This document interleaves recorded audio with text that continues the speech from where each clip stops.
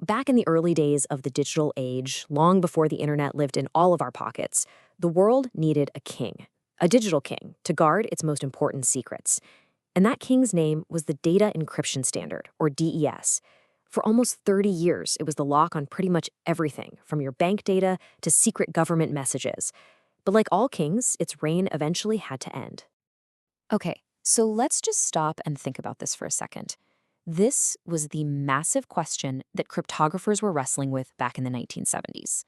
I mean, the digital world was just exploding, but there was no single, universal way to keep information private.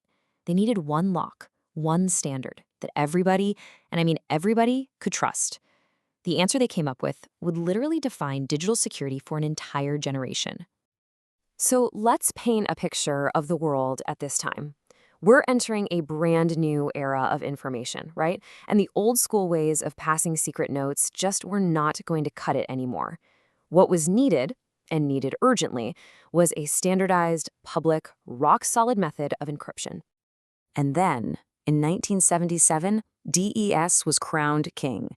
It was developed by the brilliant minds at IBM, but with some very secretive and honestly pretty controversial help from the NSA. It quickly became the official US government standard. The way it worked was it took your data, chopped it into 64-bit chunks, and then just scrambled the heck out of them. For nearly 3 decades, DES wasn't just an algorithm. It was the algorithm. It was the digital lock for the whole world. But how did it really work? What was the secret to the king's power?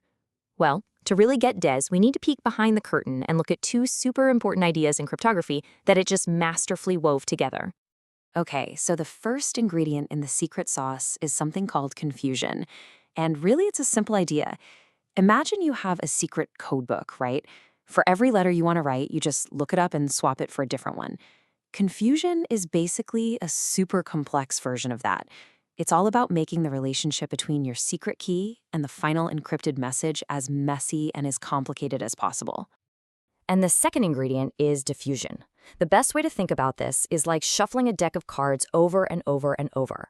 You're not actually changing any of the cards themselves. You're just mixing up their orders so thoroughly that no one can guess what the original sequence was. Diffusion does this with your data. It takes one tiny piece of your message and smears its influence all across the final encrypted text. So if you change just one letter in your original message, the encrypted output looks completely different. It's brilliant for hiding patterns. Now here's the real genius of DES. It didn't just do this confusion and diffusion thing once. Oh no. It took those 2 powerful ideas and put them in a blender for 16 rounds, one after the other, using this really clever structure called a Feistel network. Each round just takes the scrambled mess from the last round and scrambles it even more. And if we zoom in, this is the heart of every single one of those 16 rounds. It's called the F function. The data gets expanded, it gets mixed with a little piece of the secret key, but step 3, that's where the real magic was. The S boxes. These were 8 tiny little lookup tables that provided all the confusion, all the scrambling power. And here's the thing, their design was kept secret by the NSA for years. A lot of people were suspicious, but it turns out those S boxes were the absolute key to why DES was so tough to crack with clever math. For years, DES seemed like an unbreakable fortress. I mean, its internal design was so strong it resisted every clever attempt to pick the lock.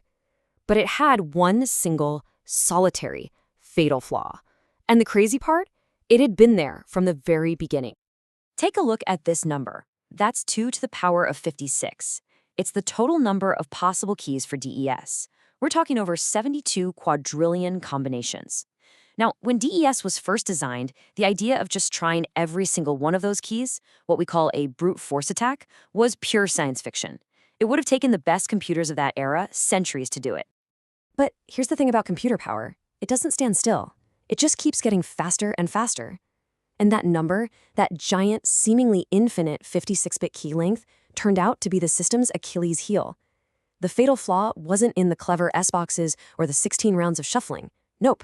The problem was simply that the key, the front door, just wasn't big enough. And you can just watch the walls start to crumble on this timeline. I mean, way back in 1977, cryptographers Diffie and Hellman basically predicted that a machine could eventually be built to just try every key.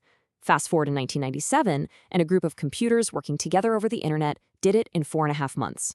A year later, a custom-built machine did it in 56 hours.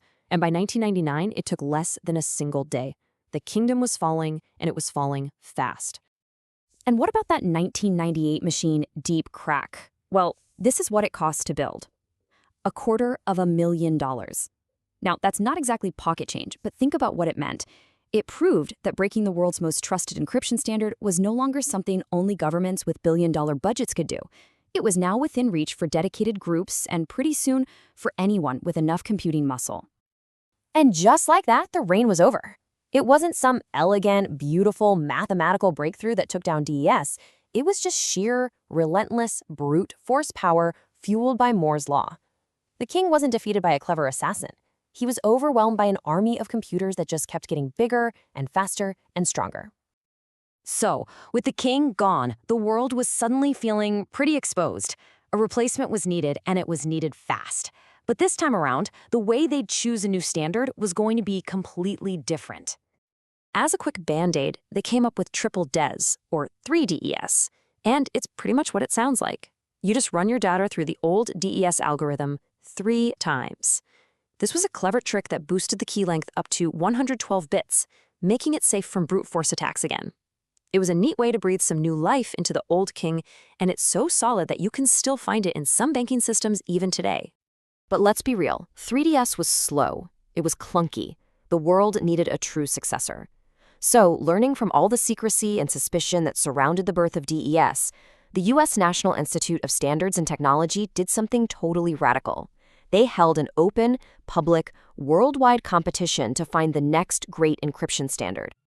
And you know what? The world answered the call. Cryptographers from all over the globe submitted their best work.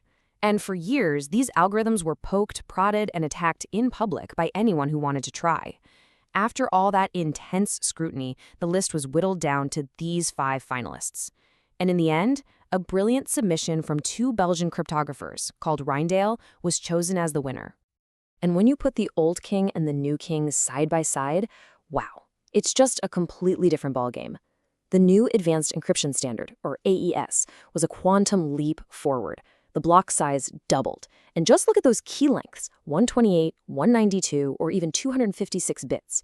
The number of possible keys is so ridiculously, astronomically large that a brute force attack, even if you used every computer on Earth, would take billions upon billions of years. A new, much more powerful king had been crowned. So DES is dead, long live AES, right? Well, yeah, but the story of DES is so much more than just a dusty old history lesson. Its reign, and especially its fall, taught us some incredibly important lessons that actually define the security that we all rely on every single day.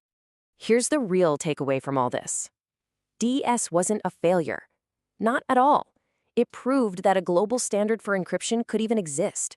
And for all the drama around the NSA, its actual design was shockingly strong against mathematical attacks that wouldn't even be publicly known for another 15 years.